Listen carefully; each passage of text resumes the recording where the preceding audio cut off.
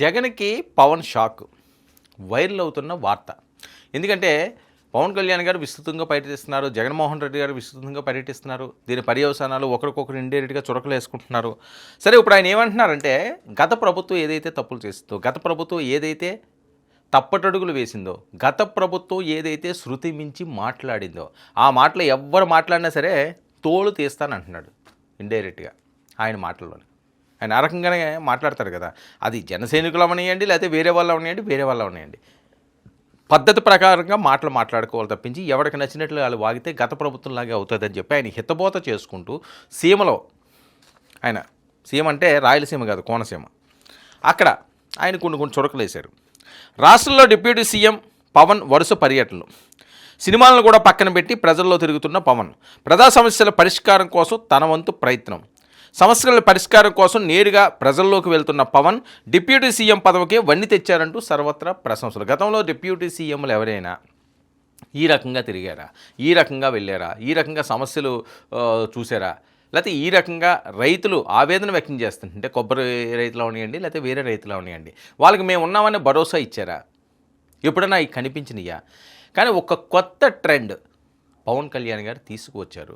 Deputy CM అంటే ఆ పదవికో, లేకపోతే ఆ పేరుకో, ఆ బోర్డుకో, లేకపోతే ఆ ప్రోటోకాల్కో పరిమితం కాకూడదు, ప్రజల్లో ఉండాలి, ఒక పవర్ఫుల్గా ముందుకు సాగాలి అనే విధంగా ఆయన చేస్తున్న ఈ అడుగులు, ఆయన చేస్తున్న కార్యక్రమాలు శబాష్ అనిపించుకుంటున్నాయని. ఇక అధికారులు క్లాస్ పీకుతున్న డిప్యూటీ సీఎం. 14 రోజుల తర్వాత మళ్ళీ రాజులు వస్తాను. నేనేం చెప్పాను అధికారులకి, కోనసీమకి ఒక కాంప్రహెన్సివ్ ప్లాన్, ఒక సమగ్రమైన విధి విధానాలతోటి ముందు రైతాంగానికి, కొబ్బరి రైతాంగానికి కావాల్సిన విధి విధానాలతో ఒక ప్రణాళికతోటి 45 రోజుల్లో వస్తాం జనవరి పండగ తర్వాత. ఈ లోపల నేను 14 రోజుల తర్వాత వస్తాను, దానికి ఏం పనులు చేయమని చెప్పి అధికారులకి ఆదేశించాను. అలాగే మీకు కూడా మీరు నన్ను పని చేసుకునే వెసులుబాటు ఇవ్వండి చాలు. నాకు 2 ఇవ్వండి, మీరు నాకు పని చేసే వెసులుబాటు ఇవ్వండి. 2, 15 సంవత్సరాలు ఒక కొబ్బరి చెట్టును కాపాడుకుంటే అది ఇంటికి పెద్ద కొడుకు అంటారు. కూటమి ప్రభుత్వాన్ని ఒక పెద్ద కొడుకులా కాపాడండి మీరు. ఈ పెద్ద కొడుకుని మీరు కాపాడితే పెద్ద కొడుకు మీకు భవిష్యత్తు ఇస్తారు. ఇది రాజోలు తాగదు, కోనసీమ తాగదు, ఆంధ్రప్రదేశ్ తాగదు, దేశం కలుగుతుంది. ప్రజా సమస్యలను తక్షణమే పరిష్కరించాలంటూ ఆదేశం.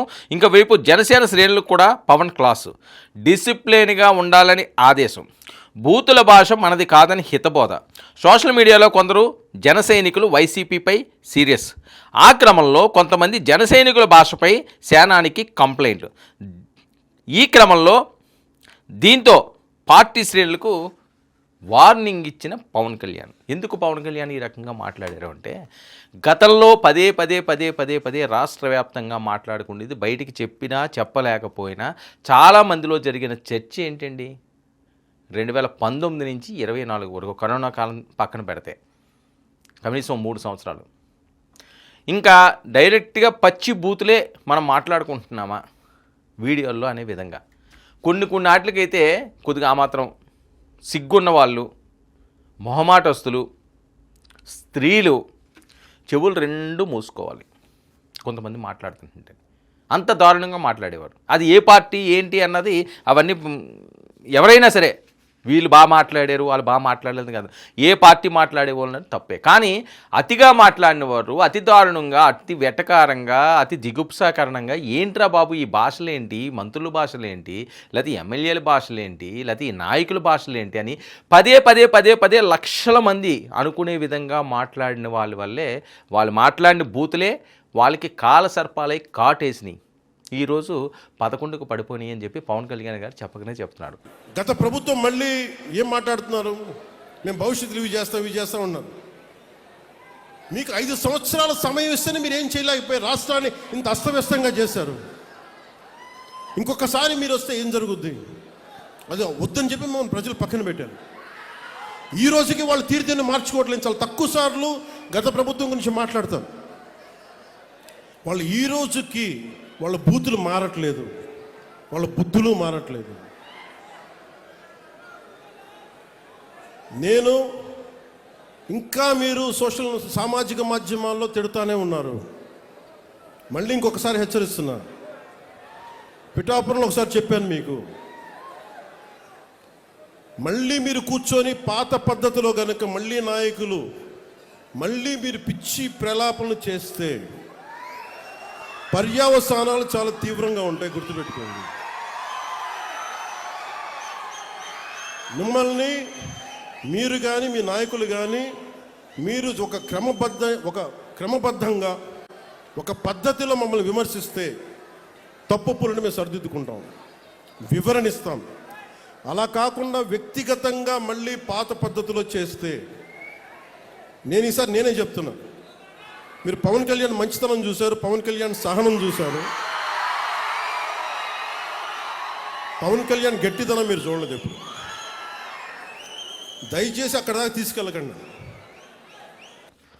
సరే, ఈరోజు మాకు పదవులు వచ్చినాయో లేకపోతే ఈరోజు మేము ప్రభుత్వంలో ఉన్నామో, మేము 100% స్ట్రైక్ రేట్తో ఉన్నాము, పవన్ కళ్యాణ్ గారు లేకపోతే ఇంకా ఇప్పుడు ఈ కూటమి గెలిచేదే కదా, ఇలాంటివి ఏమనుకున్నా ఓకే పర్లేదు. కానీ వాళ్ళు మాట్లాడారు కదా అప్పుడు అధికారం ఉన్నప్పుడు, ఇప్పుడు మేము మాట్లాడితే ఎందుకు చెల్లుతుంది, మన ఎవడో అరెస్ట్ చేయడు కదా, మన ఎవడో పట్టించుకూడదు అంటే పట్టించుకుంటానని చెప్తున్నాడు పవన్ కళ్యాణ్ గారు.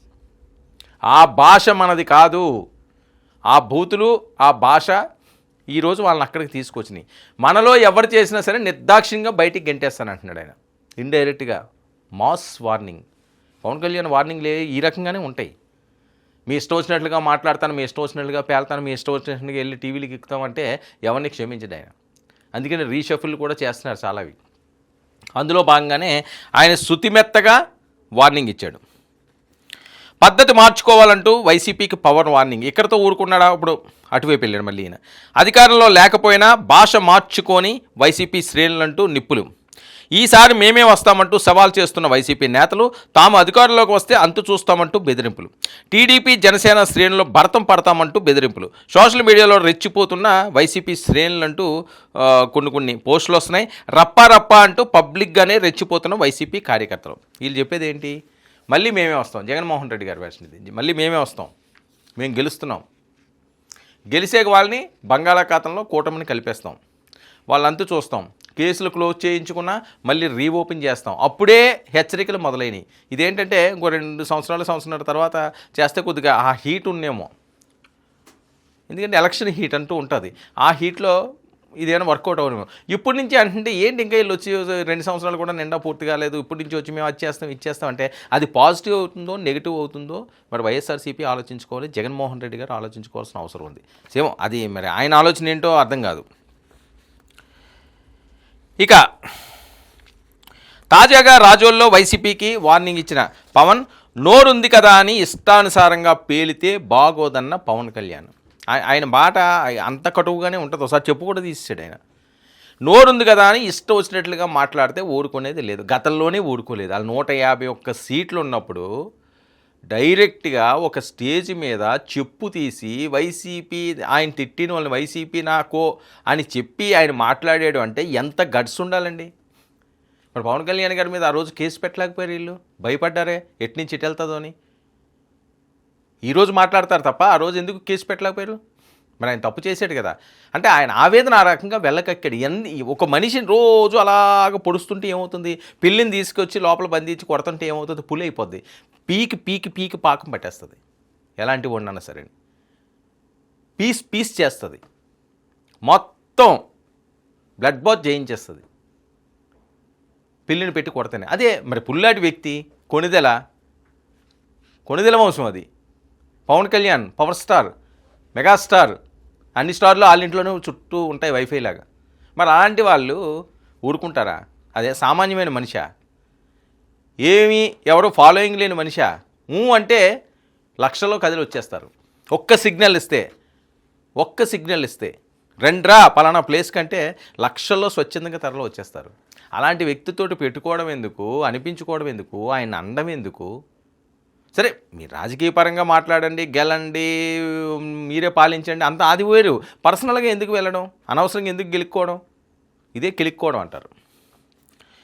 ఇక పర్యవసానాలు చాలా తీవ్రంగా ఉంటాయని హెచ్చరిక. నోరుంది కదా అని ఇష్టాసారంగా పేలితే పర్యవసానాలు చాలా తీవ్రంగా ఉంటాయంటూ హెచ్చరిక. జగన్మోహన్ రెడ్డిని సూటిగా గుచ్చుకున్న పవన్ కామెంట్స్ అని పెద్ద పెద్ద ట్రోల్స్.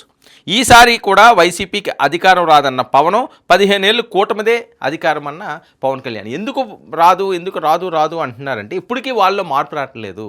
ఇప్పటికీ వాళ్ళు బెదిరింపు సెక్షన్లో చేస్తున్నారు. అంటే దీనికి వాళ్ళు ఏం చెప్తారు, రెడ్ బుక్ అని చెప్పి లోకేష్ గారు బెదిరించలేదా, రోడ్ల మీద ఈడ్చి వెళ్తాం కడ్రాయిలతో అని పవన్ కళ్యాణ్ గారు అనలేదా? అంటే చేశారా వాళ్ళు ఏం చేయలేదు కదా. చేస్తే సినిమా అసలు ఇలా ఉండదు కదా, వేరే రకంగా ఉండేమో.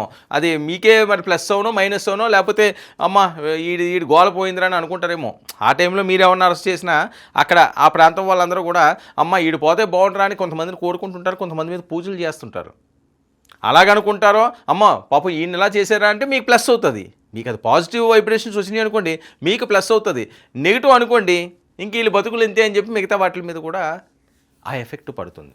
అందుకని పవన్ కళ్యాణ్ గారు హెచ్చరికల వెనక ఆ ఇన్సైడ్ ఏంటి, ఎందుకు ఆయన అంత డైరెక్ట్గా మళ్ళీ హెచ్చరికలు మొదలుపెట్టారు, జగన్మోహన్ రెడ్డి గారు కూటమి బంగాళాఖాతంలోకి వెళ్ళిపోతుంది అని చెప్పి ఆయన ఎందుకు అంటున్నారు. సో ఎన్నికలు రాకముందే రేపే ఎన్నికలు అన్నట్లుగా నేతల ఫైర్ మాటలు ఏపీని పొలిటికల్ వేడిని రేకెత్తిస్తున్నాయి శీతాకాలం టైంలో.